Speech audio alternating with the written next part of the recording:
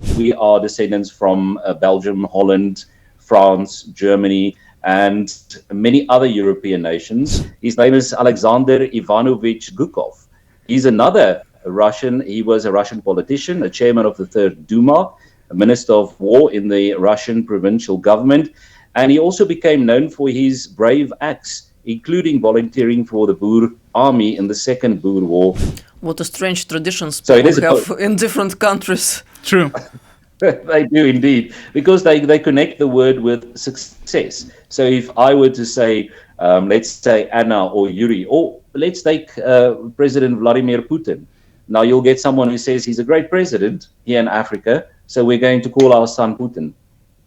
In the year 2020, a black man, let me stress, a black man, named Adolf Hitler, won the local elections in Namibia in a certain village.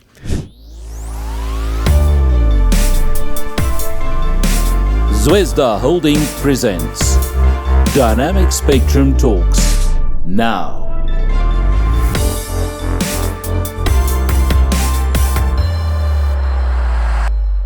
Hello everyone, this is the Dynamic Spectrum podcast on the air. I'm Anna Shafran and this is my colleague Yuri Lindra. Hello and welcome.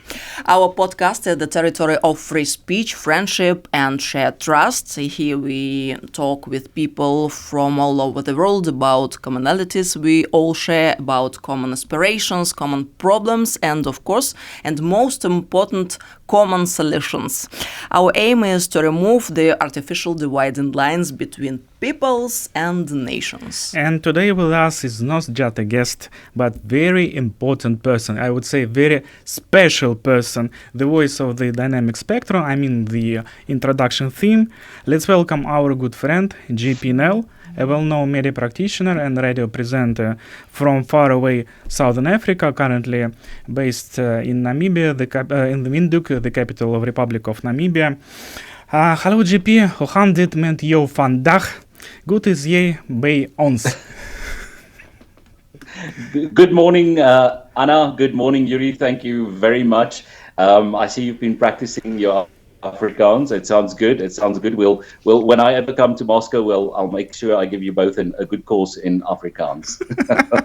But I will say in Afrikaans, alles goed, alles heet wel. En ik hoop jullie het een lekker dag. JP, let's start with a brief introduction. Please tell us and our audience your story and the story of Nel family who moved from Europe to Southern Africa hundreds of years ago and become Dorslanders, how you say. Mm-hmm. Could you tell us, please? Yes. It would be my pleasure to tell you. I'll try and keep it brief and short, but it is actually a very, very long and a very complicated history. It all started back in the 16th century when the East India Company founded the VOC, and they used South Africa and Cape Town as a roundabout around from Europe around Africa to India for the spice trades.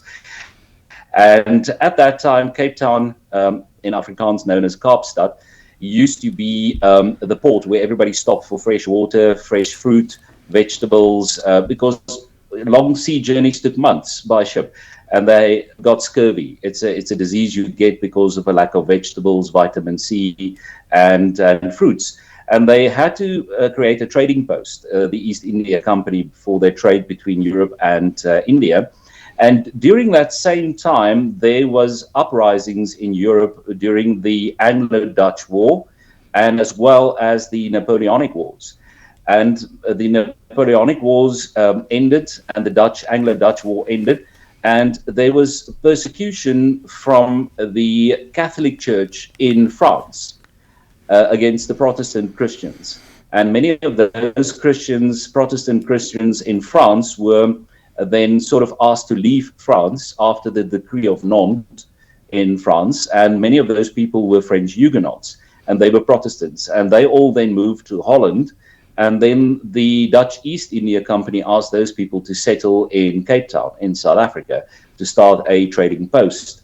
And many of my ancestors either come from Holland, Belgium, France, Germany, And a lot of them were, unlike if you go to the colonists in America or the colonists in Australia, those people were really either prisoners or religious radicals that left for the United States or for Australia. But South Africa is different because the people that settled there were free citizens who were persecuted by the Catholic Church in France, especially. And they moved to Holland, but there was too many of them. So the Dutch East India Company asked them to settle in South Africa. So that's basically where we come from. That's where most of the Boers come from. I'm a Boer, for those who don't know.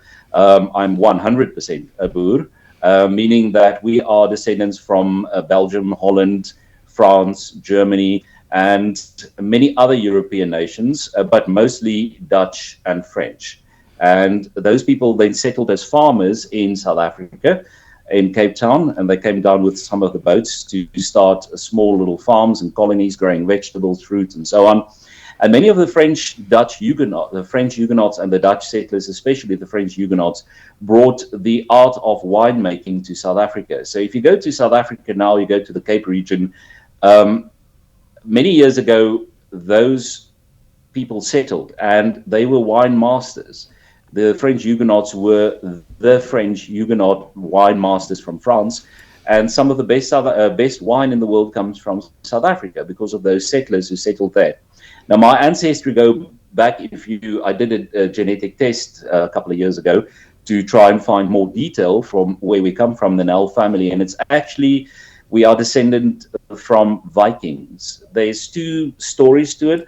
Either we are descendants from Vikings from Ireland, or we are descendant from Vikings from Denmark and Norway, that area. The surname Nel used to be pronounced Njal, and then it became O'Neill, and then it became Neil in France, and then in South Africa they changed it to Nel. So our ancestry is basically Viking descendants, and then later on Dutch. So I'm around about 94% Northwestern European in descent, 2% Slavic, which includes Russian, and another 3% Persian from northern Persia. But that's very ancient lines, but that's basically the family line. And then those French settlers settled in South Africa, and the Dutch, the French, and the Germans all mixed up, creating the Boer nation and creating out of Dutch and French the language of Afrikaans, which is around about 100 years old at the moment. And how did you get to Namibia? I mean, the phenomenon of Dorslanders, those who seek for the land, if I'm not mistaken. Yes. What happened after the Anglo-Dutch War, the war between the British and the Dutch? The English or the British Empire annexed Cape Town and South Africa, that part of South Africa, the Cape. And the settlers that settled there, the French Huguenots and the Dutch, revolted against the British Empire. And then they moved to the inland part. So they moved from the Cape towards what is now known as the Transvaal, Orange Free State, and that's called the Great Trek. And what they basically did was take ox wagons, stack them full of their families, and move northeastwards. And also what then happened is, because Afrikaners, they are very stubborn people, very resilient people, but also very stubborn, and they will always fight amongst each other, and some of them disagreed with the others about religion and politics, and they broke up. And that small part, called the Dorsland Track, moved from South Africa, the Transvaal area, into Botswana, through Botswana into Namibia, and then to Angola. And they settled in a place called Humpata in the Portuguese colony of what is known as Angola today. And with a lot of people dying, more than half of them died from starvation, from thirst, and also from malaria, and also other tropical diseases. So a lot of them died, and a few finally came to Angola, and they were called the Dorsland Trackers. Dorsland means thirst land, because they migrated through the Kalahari Desert, and that's where a lot of them got killed from either attacks by the tribes, the black tribes in Africa, or either by malaria or other diseases. And then the Portuguese invited those Boers to settle in Angola. and become sort of farmers and mercenaries to fight for the Portuguese colony to fend off many of the tribes in the local area. And from there, after I think maybe less than 100 years, the Portuguese didn't like the idea of Protestant Christians, because the Portuguese were Catholic, and they asked the Boers to convert from Protestant Christianity to Catholic. They refused and then moved again from Angola back to Namibia. And so this is your story, how you settled in the area. I mean, your ancestors. Yeah. 200 years yes, ago that's or how so. we settled. Yeah, that's how we settled from Angola then. So it was the settlement from Europe, then to the inland of South Africa, then 2,000 kilometers to Angola. A lot of them died all the way back to Namibia. Crazy people. And in the desert. Crazy you are. What can I say? Something fantastic. Okay, speaking about the past, we must admit that our people, I mean the Russian and Afrikaners, share common pages in the history books. And let me tell you one story. Last time with your former colleague from Cosmos FM, Luandi, we spoke about Yevgeny Maximov, Russian general in the Boer army during the fighting against the British Empire at the time of Second Anglo-Boer War. Now I found another very interesting story, and I want to read a small episode for you guys. It should be, I think, interesting enough. Among the early Cape settlers, there was at least one emigre from Moscow, Johannes Swellengrebel, father of the first Cape Town-born governor of the Cape Colony, Hendrik Swellengrebel. Johannes was born in Moscow in 1671 and died in Cape Town in 1744. His father, Heinrich Swellengrebel, was born into Amsterdam workers' family and in 1643 became a trader in Moscow, where he lived until his death in 1699. Johannes spent most of his life in Russia before becoming an official of the Dutch East India Company in the Cape. This Russian from Moscow, as the South African Dictionary of National Biography called him, could have told a lot about Russia, and not only to his son, the governor. How do you like it? It's a very interesting story. But that's not where it ends. There's so many Russian influences in South Africa, more than most South Africans would admit. And I've got stories to share with you as well. I mean, that's one example, and I didn't know about that until you told us the story. But during the Boer War, we've had 2 and 3 very prominent Russians. We had Leo Pokrovsky. Leo Pokrovsky fought in the Boer War. He was a Pole that was Russian. He was fought in the Russian army, and he died on the side of the Boers during the Second Anglo-Boer War. And he was killed on Christmas 1900s. So Leo Pokrovsky is another Russian. Here's another Russian for you, just for the interest's sake. His name is Alexander Ivanovich Gukov. He's another Russian. He was a Russian politician, a chairman of the Third Duma, a minister of war in the Russian provincial government. And he also became known for his brave acts, including volunteering for the Boer army in the Second Boer War under General Smith, where he was wounded and taken prisoner, also fought in numerous duels as well. So there's many Russians, including the 270 Russians that were sent by the Tsar back during the Boer War. And some of them were volunteers for medical assistance to the Boers, as well as some of them fought, including the very famous general that you discussed with my colleague. And I wish to say hi to my colleague, Luan Linel, who also you had your first interview with. We worked very closely for 2 years in broadcasting. And you focused on that specific general as well. So the Russian influence is quite prominent during the Boer War. And it's all about, they call it the Anglo-Boer War, but we call it the Freedom War. And that's what it's all about. The similarities between Russians and Boers are one main thing: freedom. Freedom from imperialism, freedom from control, and freedom to live your life as you please. And that's the main connection between Russians and the Boers. And many people don't know this. I'm sure there's Boers that will be watching this show and looking at me, but what about the Bush War we had when the Soviet Union supported SWAPO? But that was only a small part of history. That was when the Russians were on the other side. But that's also a different part of Russian history. But before that, there was a very close relationship between the Boers and the Russians, as well as many other countries, including Scandinavia, the Irish, a small amount of Americans, a small amount of Australians, a lot of Scandinavians fought on our side as well. And I personally would like to thank the Russians for contributing to our freedom from British imperialism. And most of them really went out of their way because they disliked the English so much as we did. And that's why they supported us against British imperialism. This is why we need to rediscover each other, because we have the same pages of history. Very interesting, and it is interesting how many people know about these ancient relations between Africa and Russia, for example.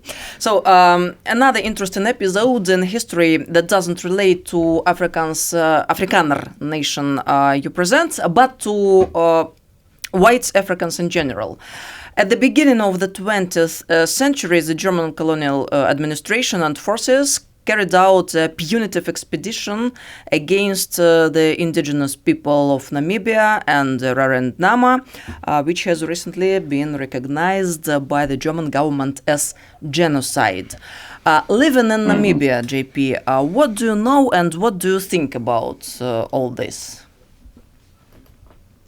Well, the thing is, it's at the moment, this whole genocide thing is a lot in the news. It's a very sensitive topic, so I have to be very careful what I say and how I say it, because as we all know, war has two sides to it, always. Just like a love relationship between a man and a woman, there's two sides. In the end, they fight, they divorce, but you can't pick one side and say this is right and that's wrong. All wars have two sides. Everybody has a side to tell, and each side believes they are right. And that is why you have war, because there's no agreement. Now, when the colonists from Germany came to Namibia, and just to make it clear for our listeners who aren't too sure about Southern Africa, South Africa was a British colony. It was first a Dutch colony, and then the Anglo-Dutch War ended, and the British colonized South Africa. So South Africa became a British colony. But Namibia became a German colony. Angola became a Portuguese colony, and Mozambique became a Portuguese colony as well. I'm just speaking specifically Southern Africa, not the rest of Africa. But there was also a lot of war between these colonial powers. The British fighting the Germans. First World War came, the Second World War came. After the Second World War and also the First World War, especially the First World War, the Germans abdicated, or King Kaiser Wilhelm, or the Kaiser, abdicated, and the German colonies sort of became British colonies. Now, atrocities were committed not just by Germans, but the British as well. The British were well known for their atrocities, especially in India. You look at the Indian colony and what kind of atrocities they committed there. Then we don't even speak about the atrocities the Brits committed against the Boers in the Anglo-Boer War. So genocide is also sometimes part of war by killing a selective amount of people. And when the German colonists came to Africa, they tried to establish trading posts, farms, and so on. And they were also attacked by the local native tribes and population. And of course, you're not going to sit back and do nothing. You're going to fight back. And the Germans fought back, and they killed many of the tribal members as well. So from the local Germans, you have to understand the German government currently acknowledges this as a genocide. But the colonial Germans living here, the descendants from the Germans 200 years ago, do not see that story as exactly correct. They don't see it as the same. I'm not saying that genocide was not committed. I'm saying the points of view are different. Some of the colonists, the German colonists here, would disagree and say, well, they attacked us first, so we attacked them. And that's the whole thing. I mean, you have this current situation with Palestine and Israel.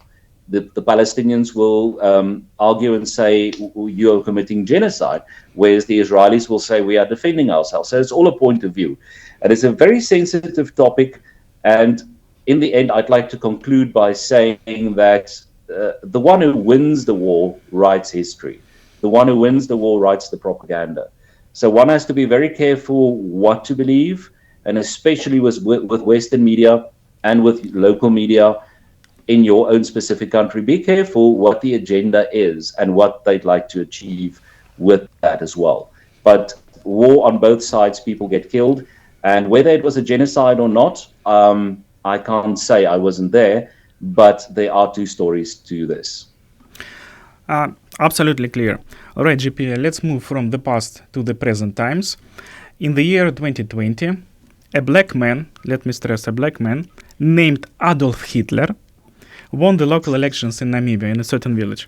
Tell us a little bit more about the story. Do you think this is a coincidence, or because Namibia was a German colony, as you told us right now, do you still feel this colonial past, especially affecting the locals? Yes, yes.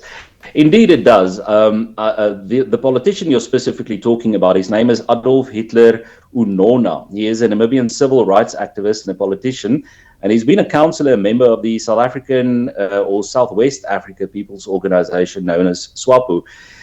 The thing is, with these kind of names, I think one shouldn't take it too seriously.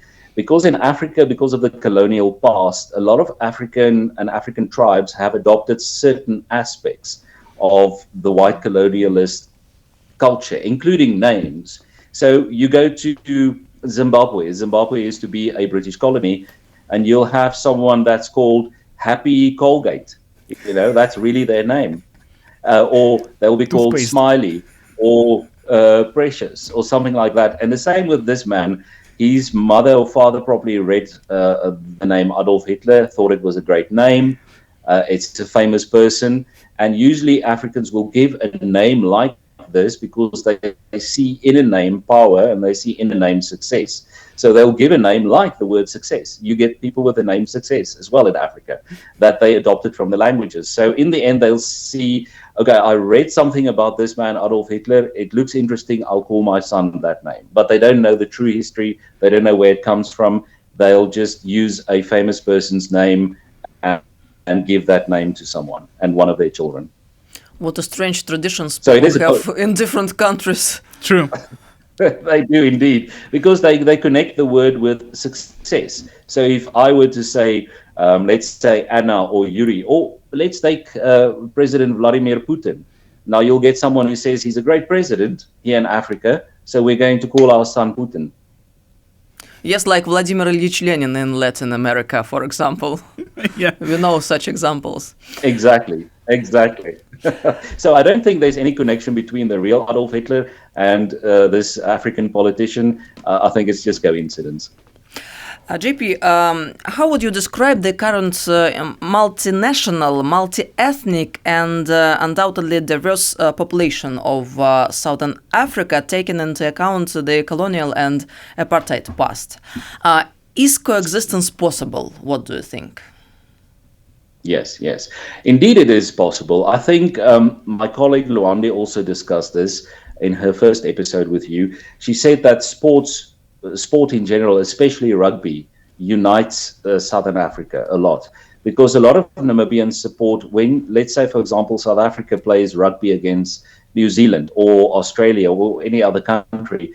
The national team in South Africa is called the Springboks. Then a lot of people in Namibia, almost 80% of Namibia, will support the Springboks. So sport brings unity, and coexistence is possible, considering that we have a lot of African tribes living in Africa, and especially in Southern Africa. Namibia alone has close to 11 black tribes and 11 different languages. And then we also have to mention the 3 white tribes in Africa. We consider ourselves as African. We are white, yes, we are from European descent, but we've been living here for almost 400 years. So we consider ourselves to be African as well. And those include the British settlers, the German settlers, the Afrikaans settlers, and we all work together. Considering the enormous history and all the conflicts we had with each other and the tribes, it's white tribes against white tribes, Brits against Afrikaners, Germans against Brits. And then in South Africa, you had the Xhosa, the Zulu. In Namibia, you have the Hereru and the Oshivambu, and there's been war between them as well. And considering all of this, I think Namibia and South Africa is doing very well, because all people in the end want peace. They want food, they want security, they want a house, they want to have a peaceful existence. In general, I don't think people, even here in Southern Africa, or even in Ukraine and in Russia, or in Europe, in Palestine, in Israel, we have people that just want peace. They want to go about their normal lives and live a normal life. And it's usually not the people that's the problem. They can get along. Doesn't matter what culture, what language. It's, for me, it's my favorite thing to do is to explore other cultures, to see what they eat, how they live, how they do marriages, what their houses look like, what their family culture are like. It's very interesting, and you can learn so much. But then, of course, we have these politicians and governments who like to cause war for profit, and that's the big problem. And when they use the media to stir, you have problems, and that's where war comes from. And another question that extends the previous one. Recently, the Supreme Court of Namibia declared laws banning same-sex marriage unconstitutional. Long ago, the same was done in South Africa. People are different, and besides skin color and culture uniqueness, we see controversial decisions that even more undermine national unity, because many people are very much against these neoliberal trends. Why is that? Well, first of all, Namibia's constitution, and very few people know this, but the Namibian constitution is one of the best constitutions on the planet. It guarantees a lot of freedom. Now, the way constitutions work is you have a framework. That framework is your constitution. No other law can pass beyond the borders of that constitution. Now, the anti-homosexual laws, or as they call it here, Sodom laws or anti-Sodom laws, were laws that were created during the apartheid era. But because a lot of the African tribes do not agree with homosexuality, they kept these laws to prohibit homosexual or gay or LGBTQ or whatever they want to call themselves, to prohibit the growth of that and not to encourage it. But those laws are originally from the apartheid era. And when you compare those laws to our new constitution that Namibia got in 1990, those laws are unconstitutional because the laws guarantee freedom of speech, freedom of movement, freedom of association, meaning you can associate with anything you want, any group you want. Now, on that side, it's a positive for freedom. But the problem is with this whole new liberal agenda and the whole LGBTQ agenda is that they are now using these freedoms to create a new political movement that is detrimental and damaging and harming society. That's my personal opinion. Personally for me, if someone wants to practice any alternative sexual practice, it's their business. But it should be done in private. It should be done at their home, and it shouldn't be made a public problem. I don't agree that it's being taught in schools. You look at what's happening in the United States. They are now encouraging small children, 10 years old, to have what they call hormone blockers, so they can change their sexuality. Now, we all have children. You have a little boy playing in the garden. He's 7 years old. He plays with his sister's doll. That doesn't mean he's gay. But in America, they will now say, oh, but he wants to be a little girl. He's not a boy. So we'll give him hormones and then change his sex, and we'll use brainwashing to make him believe that he is now a girl. And then when he's 16 years old, they get operations to make the sexual parts change and they become girls. But actually, this, in my opinion, is child abuse. It is child abuse and nothing else. And it is damaging and harming to the family, traditional family units, where you have a normal mother and father. And we all know if a man and a woman marries, they can have children. Any other of these sexual other movements, let's say gay, homosexual, whatever, they cannot naturally have children. I mean, that's logical. But the thing is, with the new liberal idea is to try and force even Mother Nature to change. And this is how radical they are. And I agree with the point that in Russia, these groups have been classified as radical elements. And to be honest, I agree with it, because they are now actually trying to change how Mother Nature works. And that is going against the grain of the natural evolution of humans. And this is unacceptable. As I said, if people want to practice their sexual practices in private at home, but don't bring it to schools, don't teach it to our children, don't force it down our throats, don't make it a political agenda to further another agenda. And the only agenda that the LGBTQ neoliberalism system have, the only goal they have is to destroy traditional families and to cause chaos in countries. That's the only reason they exist. And they have been, the whole gay thing has been taken out of context, or LGBTQ thing, and it's been used by certain political groups to create unstable governments, unstable societies, and destabilize countries. So it's just another weapon. It's been weaponized. JP, Anna just touched very important and sensitive issue related to the international politics, because neoliberalism is not just idea. It's you rightly mentioned, a weapon. It's a tool for the global system management. And these days the world is becoming a very dangerous place, that beside neoliberalism we also see a lot of conflicts worldwide, in Europe, in the Middle East, and Africa. You know better than anyone that there are a lot of local conflicts, military conflicts. And there is an opinion, common opinion, that a lot of problems, or at least intentions to bring chaos, is arising from the overseas, probably from the United States. And a lot of people rely a lot on the forthcoming presidential elections, because there are a lot of things that must change. Something won't change, and there should be also that has to be changed. So from your perspective, what will bring us these elections, and what should change after them? First of all, I have to say American politics are incredibly complicated, and they are made on purpose complicated. You look at the media, you look at the American media. The problem with the American media is that they give you misinformation. They don't lie to you, but they will give you only certain parts of the information. So you don't understand exactly what's going on in American politics, especially if you watch Western media, BBC, CNN, Fox News, all of these Western medias. The one will tell you one story, the other one will tell you another story. And this is creating confusion, and they are counting on this confusion in the West, especially with the Western populations. Now, focusing on American politics, which is very corrupt, I think, and also very complicated and confusing, my personal vote, if I was an American, I would vote for President Donald Trump. If I had the option to vote, which I don't, but if I do, I would vote for Donald Trump. Donald Trump made it very clear that the conflict between Israel and Palestine will stop and end.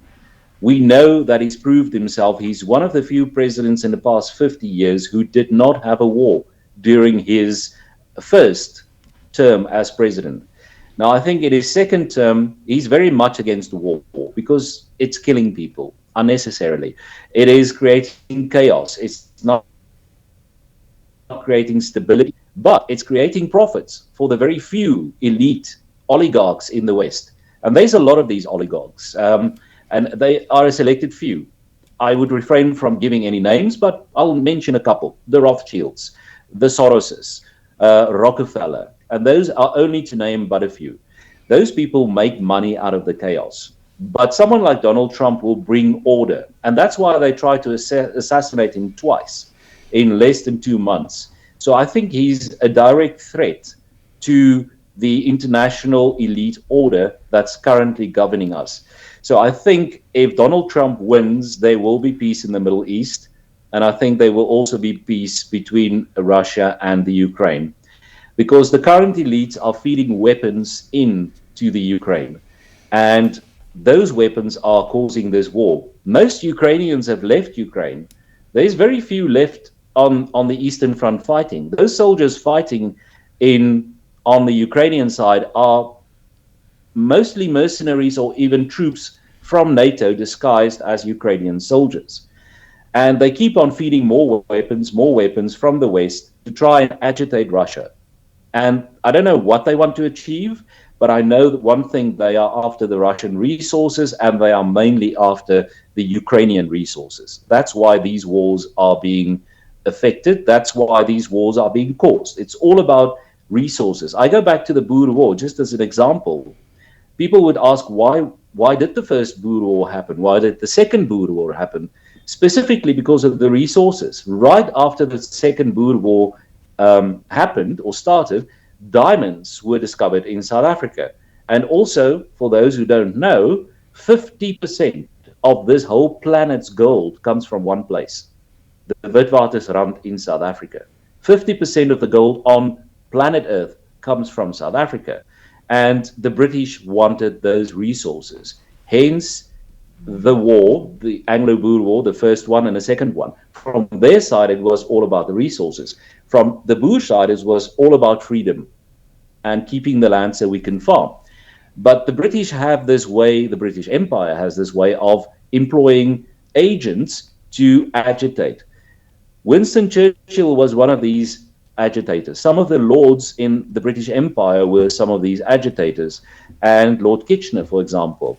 Another one, Winston Churchill, another agitator that caused the Second World War. Then Mr. Boris Johnson, the agitator in Ukraine, causing the war. There was almost peace between Russia and Ukraine. Then they sent Boris Johnson to agitate the situation, and now we have a full-blown war. So in the end, the agenda for the West at the moment, not very good, not very positive. The way they're going about it is leading to a third world war. And if we're not careful, a nuclear war. I think Donald Trump will bring security. I think he will bring peace. He's not an ideal candidate. He's not perfect, as they try and make him out in America. But at least I think he will bring peace and prosperity for America. He might make America great again. And that means Americans have to focus on their country and what's happening inside. And that's a good thing, because Americans, because they can't solve their problems inside, so what they do is they use their force outside to create unstable conditions for other countries. And just like the British, it's an old tactic, we'll agitate. We'll go to other countries, South America, Ukraine, Vietnam, Iraq, Afghanistan, Libya, and we cause trouble there to make money. JP, okay, yeah, one of the latest news. Let's speak from the wheels. More than 60 European citizens recently addressed to the embassies of the Russian Federation for seeking for not just a residential permit, but just an idea of moving to Russia completely, because recently the decree of the president of the Russian Federation put in force a list of the countries where people can ask for the asylum and for the permanent residence in Russia if they support traditional values and they feel depressed in their home country, so they can easily change the location and come to Russia, and all the papers and the procedures will be done because they are coming from these countries. And we see that the flow and the interest of people from the West is rapidly rising. How do you comment this new trend, and how do you feel about it? I'm very happy about it. I'm very happy about it. It will give people from Western countries being forced to obey these new liberals a chance to escape. There's a lot of good people in America. There's a lot of good people in Europe, a lot of them. But the problem in Europe is all these massive migrations of non-Europeans from Africa and from Arab countries. And they are coming to Europe and they want to live in Europe to have a better life. But then they bring their radical Islam, they bring their radical poverty and crime to Europe. And the same in the United States. And you know that Donald Trump has been talking about the border in the South quite a lot. And there's millions and millions of people coming into the United States, creating unstable conditions, unfavorable conditions for the economy. And that means in the end that Native Americans or people that are American citizens and Native Europeans are being forced out of their country by, first of all these illegal immigrants, and secondly, these new liberal mindset and policies, creating a very unhappy condition for traditional people, traditional families, people who are wife and husband with children, who wants a normal life.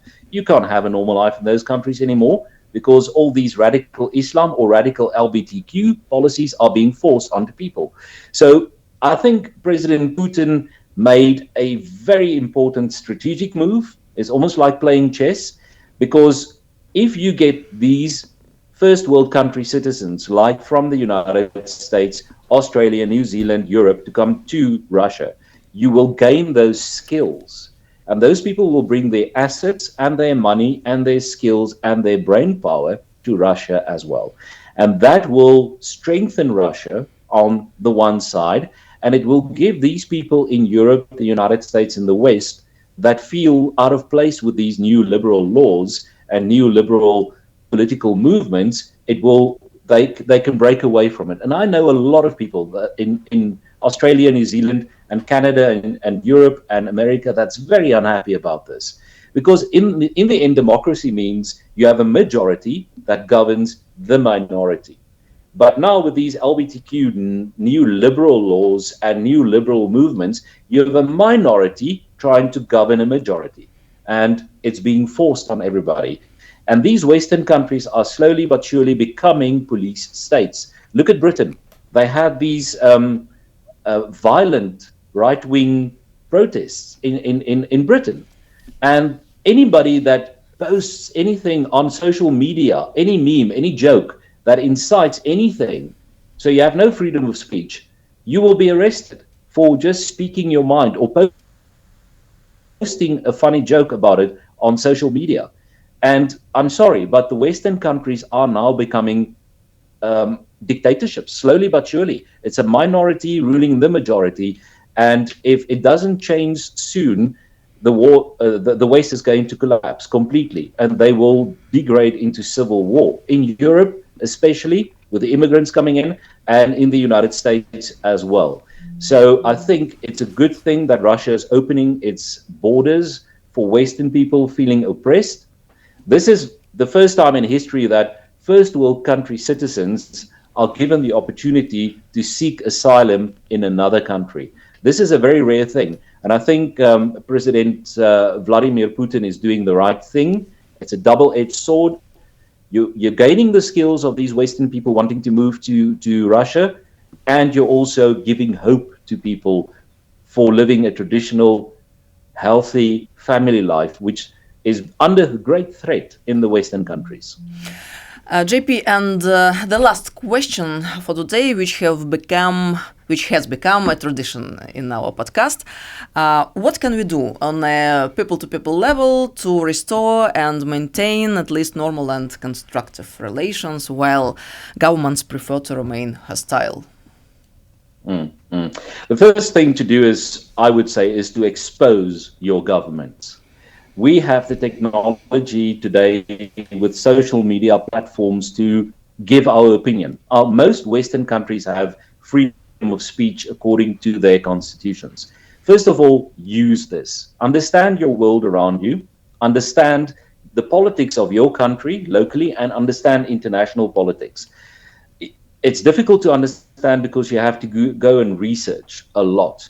And most of the research won't be found on Google or Facebook or any of those Western platforms. You have to go and dig deep. You have to go and read your history. You have to understand your history.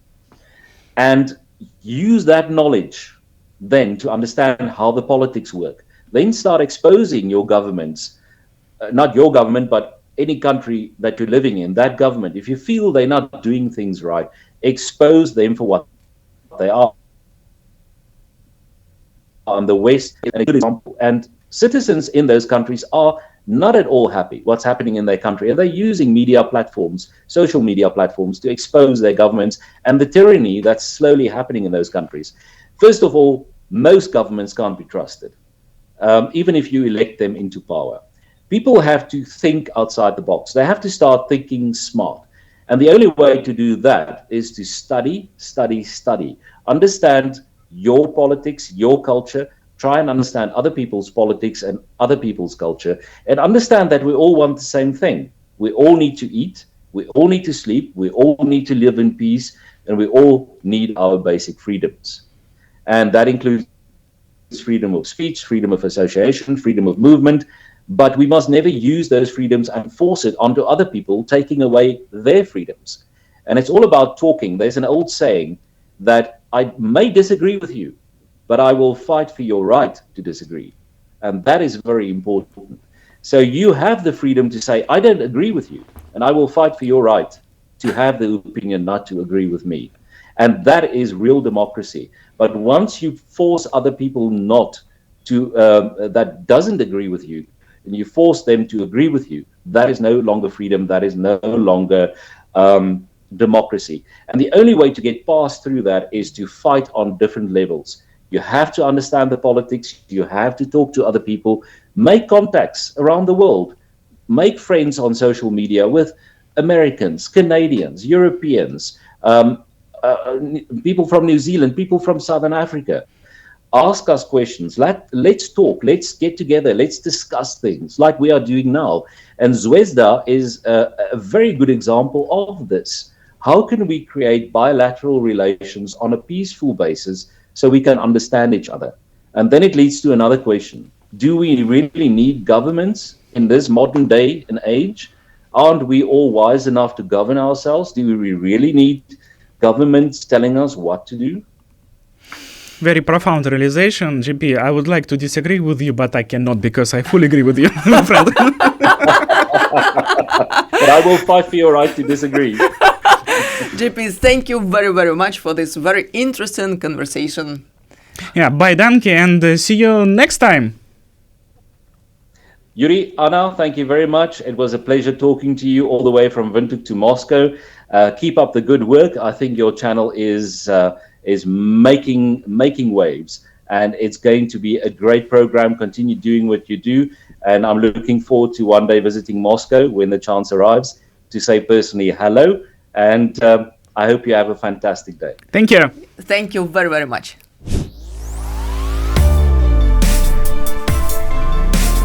Zvezda Holding presents Dynamic Spectrum Talks now.